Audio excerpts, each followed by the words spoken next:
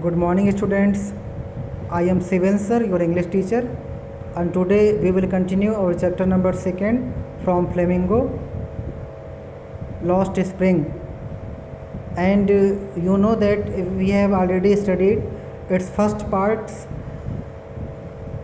and we will continue first parts remained. So let us continue without wasting our time.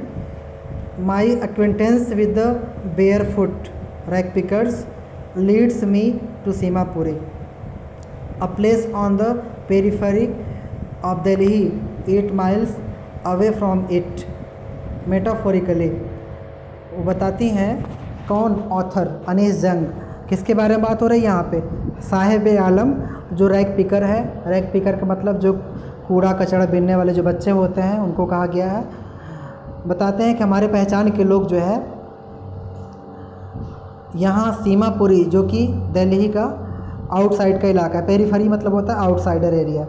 Periphery जो दिल्ली का area है, यहाँ से कुछ मील दूर है, वहाँ पर उसके परिचय के, उसके जान पहचान के बहुत सारे रैग पिकर्स नंगे पांव रहते हैं। रैग पिकर्स मतलब वही कूड़ा बीनने वाले। Those who live here are squatters. Squatters means होता है बेटा live without pay, मतलब जहाँ पर बिना कुछ दिए उनको वहाँ रहने के लिए सुविधा दी गई थी। Who came from Bangladesh back in 1971, जब बांग्लादेश का युद्ध हुआ था, पाकिस्तान बांग्लादेश, ठीक है, उस समय ये वहाँ से उस समय ये 1971 में बांग्लादेश से इंडिया में आकर के एज ए रिफ्यूजी रह रहे थे। Saheb's family is among them. इस सीमापुरी एरिया में जो रैग पिकर्स थे, उन्हीं फैमिली में से साहेब की फैमिली भी थी। Seemapuri was then wilderness. उस समय सीमापुरी जो है एकदम वाइल्डरनेस एरिया था, डिसोलेटेड एरिया था। डिसोलेटेड का मतलब एकांत था, लेकिन धीरे धीरे वहाँ पर ढेर सारे लोग बसते चले गए। वह भी अब दिल्ली का एक इम्पॉर्टेंट एरिया आउटसाइड का बन गया। Next, Saheb families among them. Seemapuri has then wilderness, it still is, मतलब अभी भी निर्जन ही है, but it is no longer empty, लेकिन अब ये खाली बिल्कुल नहीं है। बहुत दिन तक खाली ये नहीं रह गया था। यहाँ ढेर सारे रैग पिकर्स आकर के बस गए थे। In structures of mud with roofs of tin and tarpaulin, tarpaulin मतलब है तिरपाल जिसको हम कहते हैं। डिवाइड ऑफ सीवेज, कहने का मतलब उनका जहाँ पर घर है वो पूरी तरह से मड का बना हुआ है, मिट्टी का बना हुआ है। रूफ़ की जगह तिरपाल लगाए गए हैं और बिना किसी सुविधा के। सीवेज का सिस्टम अच्छा नहीं है, ड्रेनेज का सिस्टम वहाँ अच्छा नहीं है। वहाँ पर लगभग 10,000 लोगों के आसपास सीमापुरी में रैग पिकर्स रहते हैं, उन्हीं में से साहिब आलम था। मतलब लेखिका ये बताने का प्रयास करती हैं कि सीमापुरी एरिया में जहाँ पर रैग पिकर्स काम कर रहे थे रैग पिकिंग का, वहाँ पर कोई भी बेसिक स्ट्रक्चर डेवलप नहीं है जिससे वो बच्चे 10,000 लोग अपने जीवन को अच्छे से जी सकें। They have lived here from more than 30 years without any identity, without permits, but with ration cards that get their names on voters list and enable them to buy grain. उनको वहाँ पर अभी तक 30 साल हो गए थे रहते हुए, लेकिन अभी तक उनकी कोई पहचान नहीं बन पाई थी और सिर्फ उनको एक सुविधा मिली थी राशन कार्ड की। ऐसा क्यों? क्योंकि राशन कार्ड के थ्रू ही वोटर लिस्ट में इनका नाम था, तो वोट डालना था इनको, और उसी से इनको थोड़ा बहुत ग्रेन भी, अनाज भी मिल जाया करता था। ये सुविधा इनको मिली हुई थी।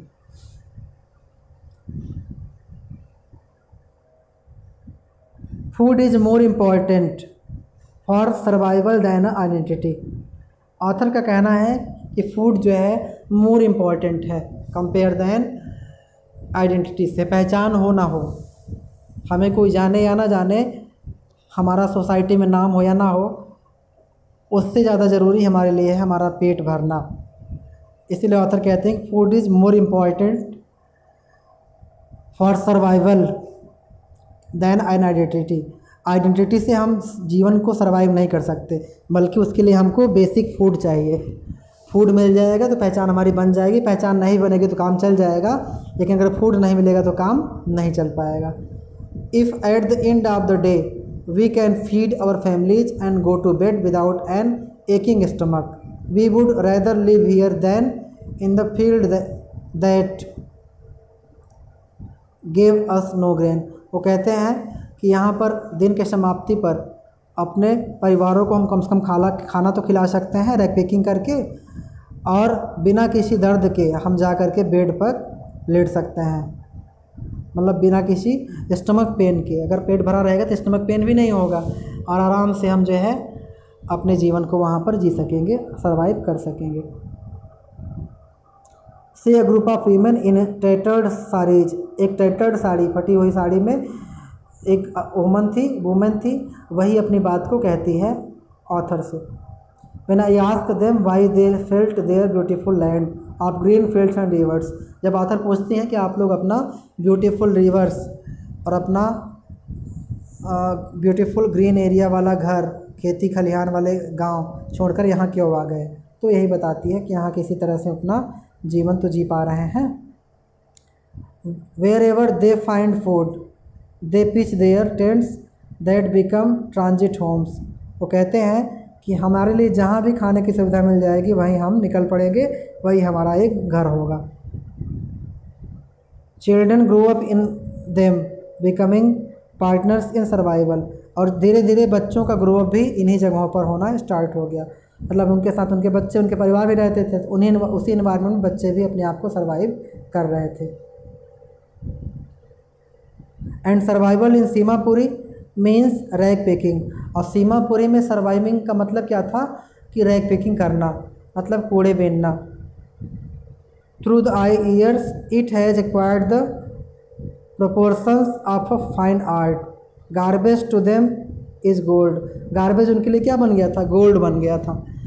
It is their daily bread a roof over their heads even if it is a leaking roof, but for a child it is even more. वैसे तो गार्बेज का एरिया बहुत ज़्यादा बेनिफिशियल उनके लिए नहीं था, लेकिन बच्चों के लिए वही सब कुछ था, वही गोल्ड के जैसा था। और उनका डेली का ब्रेड था, मतलब वहीं से कुछ न कुछ वो सिक्के कॉइन्स पा जाते और वहीं से अपने जीवन को चला पाते, और उनके लिए वही रूफ जैसा था, एक क्या कहते हैं, उनके लिए वही एक छत का सहारा था, उनके वहाँ रहने का एक सहारा था, रैग पिकिंग का काम करना।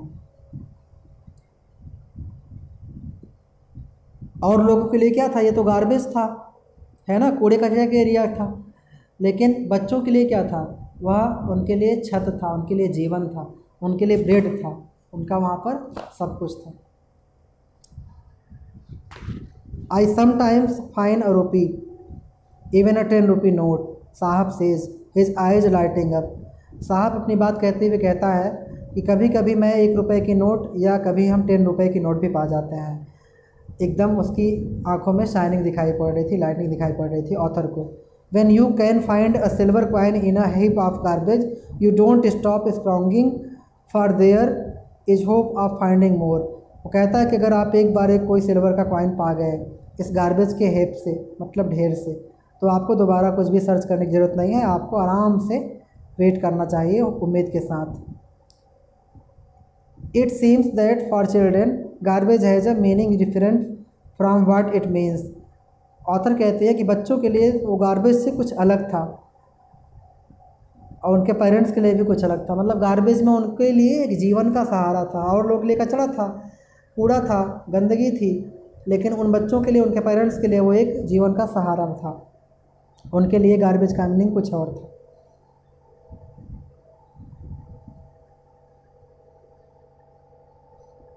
For the children it is wrapped in wonder, बच्चों के लिए अपने आप में ये वंडर था।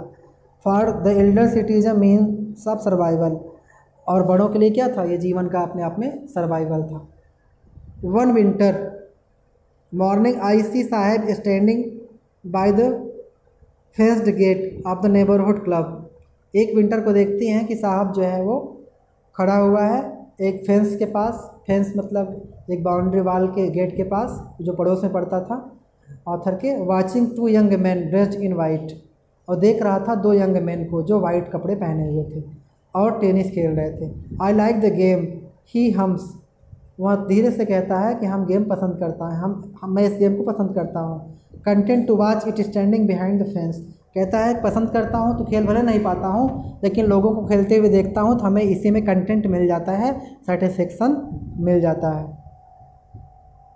आई go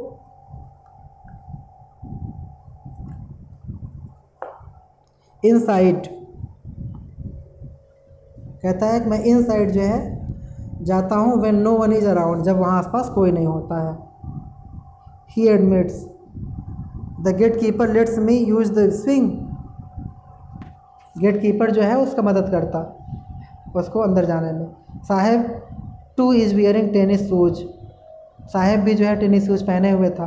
that look strange over his discoloured shirt and shorts, जिस तरह से शर्ट और शॉर्ट पहना था वह अपने आप में डिसकलर्ड था। Someone gave them to me, बताता है किसी ने हमको ये दिया था।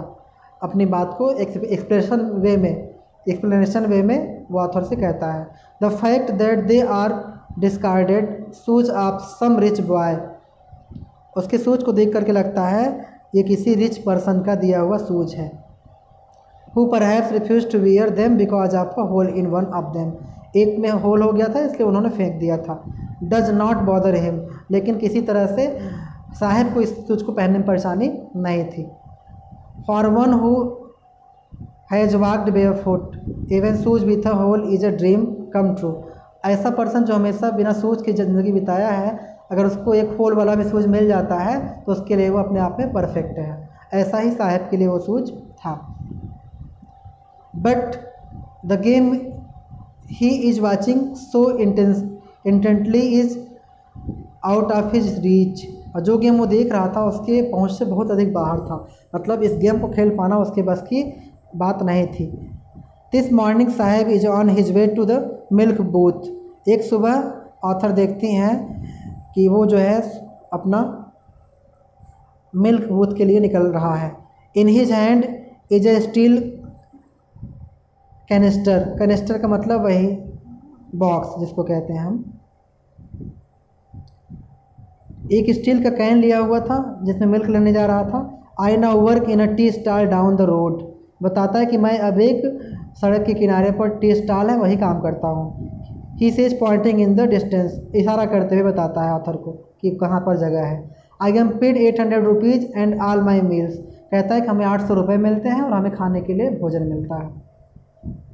Does he like the job I ask, author पूछती हैं क्या तुम्हें जॉब पसंद है। His face IC has lost the care free look, उसके फेस को देख के लगता था कि बहुत ही ज़्यादा हैप्पी है अपने आप में वो। ठीक है, क्यों ऐसा है? क्योंकि आप जानते हैं कि अभी तक क्या करता था वो, रैग पिकिंग का काम करता था, कूड़े बीनता था, उसमें से 1 रुपये पा जाता था, 10 रुपये पा जाता था, अपना जीवन यापन करता था। क्योंकि वो शरणार्थी के रूप में बांग्लादेश से आकर के दिल्ली के सीमापुरी में बस गया था उनका परिवार, ऐसे 10,000 की संख्या हो गई थी। लेकिन यहाँ पर उसको अब नौकरी मिल गई थी 800 रुपये महीने की, तो उसके लिए बहुत बड़ी बात थी, अपने आप में बहुत हैप्पी था। The steel canister seems heavier than the plastic bag he would carry so lightly over his shoulder. The bag was his, the canister belongs to the man who owns the tea shop, Saheb is no longer his own master, Saheb जो है बहुत दिन तक अब अपना master नहीं रह सका और धीरे धीरे अब वो किसी के अंडर में काम करने लगा था। उसकी अपनी जो फ्रीडम थी, उसकी अपनी जो स्प्रिंग थी वो लॉस्ट हो चुकी थी। तो स्टूडेंट्स आप जो है समझ पाए होंगे कि लॉस्ट स्प्रिंग का मतलब क्या होता है, खोया हुआ बचपन या बचपन की खोई हुई खुशियाँ। यहाँ साहेब आलम बांग्लादेश के ढाका से आया हुआ एक परिवार है, एक बहुत बड़े परिवारों में से एक परिवार का सदस्य है जो अपनी ज़िंदगी में यहाँ सर्वाइव कर रहा होता है और अपने स्ट्रगल को वो यहाँ पर पूरी तरह से जीता है। और ऑथर अनीस जंग अपनी स्टोरी की जो उनका एक स्टोरी की एक उनकी जो बुक है जिसका नाम है स्टोरीज ऑफ स्टोलन चाइल्डहुड, मतलब चुराए हुए बचपन की कहानियाँ, उसी में से ये चैप्टर आपका लिया गया है। और ऑथर यहाँ पर आपको